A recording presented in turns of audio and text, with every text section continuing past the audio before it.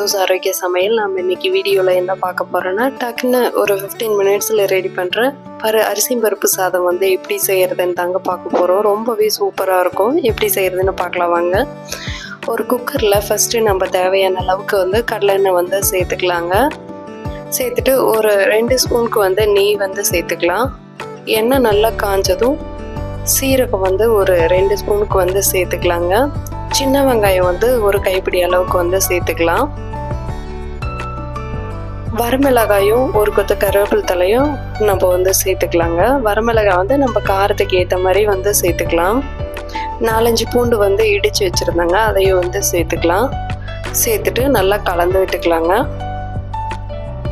வெங்காயம் இந்த பூண்டு எல்லாம் வந்து பச்சை வாசனை போகிற வரலும் நல்லா வதக்கி விட்டுக்கலாம்.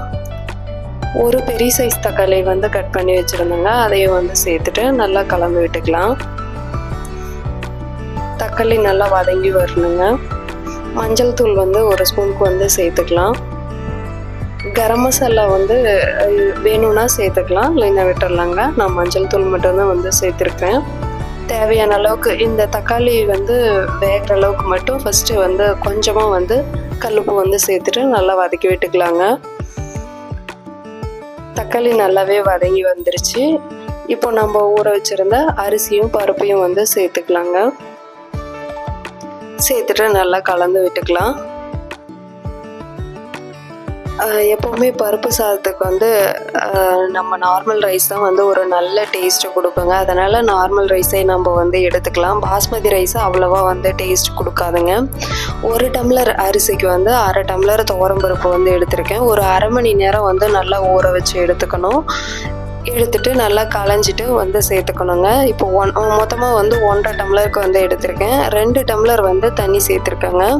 நல்லா குழஞ்சி வரணும்னா இன்னும் ஒரு 1/2 டம்ளர் வந்து சேர்த்துக்கலாம். நம்ம பருப்பு சாதம் நமக்கு குழஞ்சி வரணும்னா ஒரு 1/2 டம்ளர் வந்து சேர்த்து எடுத்துக்கலாங்க. எப்படி செஞ்சாலும் இது குழஞ்சி வந்தாலும் நல்லாயிருக்கும், உதிரியாக வந்தாலும் நல்லாயிருக்குங்க. இந்த அரிசி பருப்பு சாதம் அவ்வளோ சூப்பராக இருக்கும். ஒரு டைம் வந்து ட்ரை பண்ணி பாருங்கள். தேவையான அளவுக்கு உப்பு சேர்த்துட்டு நல்லா வந்து ஒரு கொதி வரணும். வந்ததுக்கப்புறமா நம்ம வந்து குக்கர் மூடி போட்டுட்டு நம்ம ஒரு 2 விசில் விட்டு எடுத்துக்கலாங்க. ஈஸியாக வந்து ஒரு 15 மினிட்ஸில் ரெடி பண்ணிடலாங்க. அவ்வளோதான், சூப்பரான துவரம் பருப்பு சாதம் வந்து ரெடி ஆயிடுச்சு. சூடான சாதத்தில் வந்து கடலெண்ணெய் இல்லைன்னா நெய் வந்து ஒரு ஸ்பூன் வந்து சேர்த்துட்டு நல்லா கலந்து விட்டுருங்க. அவ்வளோதான், சூப்பரான அரிசி பருப்பு சாதம் வந்து ரெடி ஆகிடுச்சுங்க. இப்போ தான் நம்ம சேனலை வந்து ஃபஸ்ட் டைம் பார்க்குறீங்கன்னா மித்தூஸ் ஆரோக்கிய சமையலை வந்து லைக் பண்ணுங்கள், ஷேர் பண்ணுங்கள், சப்ஸ்கிரைப் பண்ணுங்கள். கூடவே பெல் ஐக்கானை வந்து ஆல்னு கொடுத்துட்டு கிளிக் பண்ணுங்கள். அப்போ தான் நான் போடுற எல்லா வீடியோஸும் உடனே உங்களுக்கு வந்து அப்டேட் ஆகும். ஹெல்த்தியாக சாப்பிடுங்க, ஹாப்பியாக இருங்க. தேங்க்ஸ் ஃபார் வாட்சிங்.